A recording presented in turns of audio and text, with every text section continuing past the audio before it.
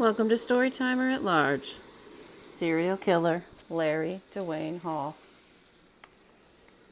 Larry Dewayne Hall was born on December 11, 1952 to Robert and Era Hall. He had a twin brother named Gary. They made their home in the little town of Wabash, Indiana. Larry's father, Robert Hall, was a gravedigger and cemetery caretaker at Falls Cemetery in Wabash, Indiana. That's southwest of Fort Wayne, Indiana. The family lived there at the cemetery in a small house. And it was there that it said that Larry sort of developed a lack of the normal kind of fear of death, and it developed a fascination with dead bodies while living there. Larry had difficulties from birth and spent some extra time in the hospital as a newborn. He later showed a lack of attachment. He had difficulty making friends and forming and keeping up relationships. His brother Gary tried to help him. Gary hoped to be a positive role model. Larry was often upset with Gary and tried to kill his twin several times. It's been reported. As a young adult, Larry Dewayne Hall was a Civil War and Revolutionary War reenactment buff. Traveling the Midwest and other states for reenactment events was his hobby. He was on the road a great deal. All that traveling means there are potentially many, many victims. Larry found work after high school as a janitor, and in his free time he would travel to reenactment events. It's thought that he began killing in the early 1980s. He is a suspect in the murder of Linda Lynn Weldy of LaPorte, Indiana in 1987. He was said to have been in the area at the time. I wrote about Linda Lynn Weldy's murder on this blog, and there's also a YouTube video about her murder. Her murder is still unsolved. Hall is also suspected in the abduction and disappearance of Wendy Louise Felton from her home near Gas City, Indiana in June of 1987. She has also never been found. And I've also written about her on this blog and made a YouTube video hoping for more tips to come forward in her case, and perhaps just more information being brought forward, more awareness of her case. A young woman named Tricia Lynn Reitler was a student at Indiana Wesleyan University in Marion, Indiana. She disappeared in March of 1993. Tricia has also never been located. Jessica Lynn Roach from Georgetown, Illinois. That's a small town near Danville, Illinois. Jessica was found in Perrysville, Indiana in September of 1993. That's just over the border from Danville. It's in Vermilion County, Indiana.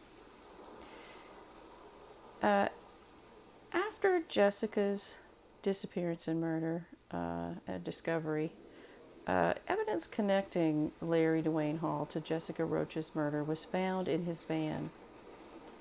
Larry Dewayne Hall eventually confessed to 34 murders of women and young girls, but he has since recanted all of those confessions. I suspect him in the 1992 murder of Holly Ann Anderson. She lived also just outside Danville, Illinois, in the small town of Catlin, very close to where Jessica Roach was from. Holly was found January 9th, 1992, after she was only missing overnight. She was found just a few farm fields away from where Jessica Roach would be found a year later.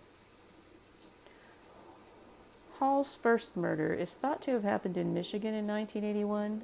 Deanie Peters was at her brother's wrestling match on February 5th, 1981. She went to the restroom at the Forest Hills Central Middle School gym but never came back. Her mother and the entire community searched tirelessly.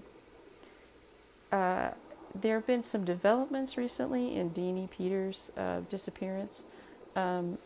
that lead investigators and myself as well to doubt that Hall was involved.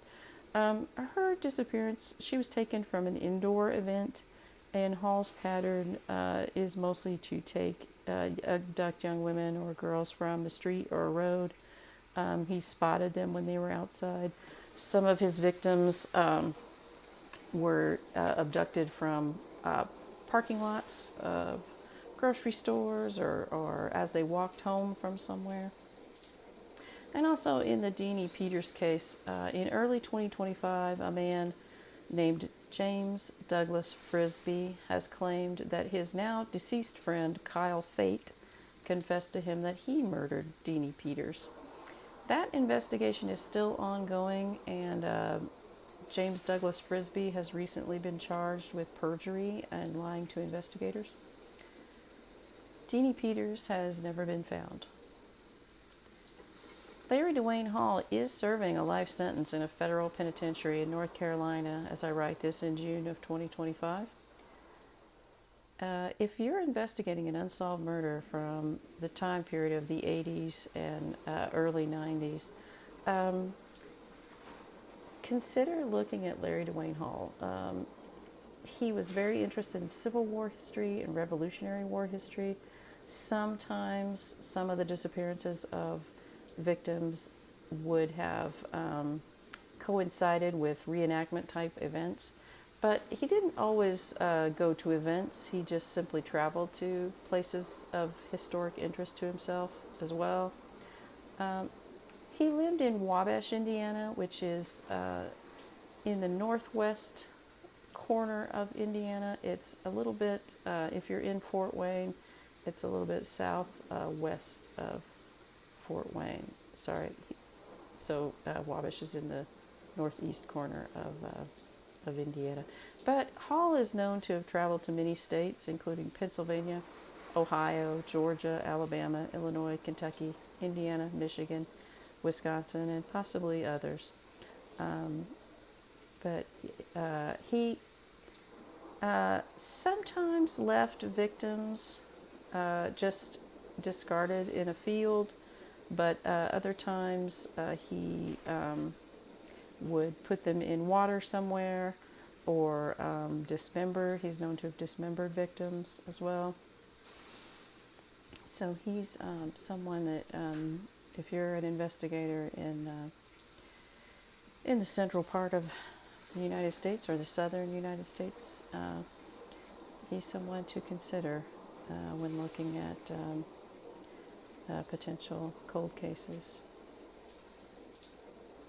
And again, Larry Dewayne Hall is serving a life sentence without the possibility of parole in North Carolina. And investigators are still working to connect him to crimes that he committed. Thank you for listening to Storytime at Large.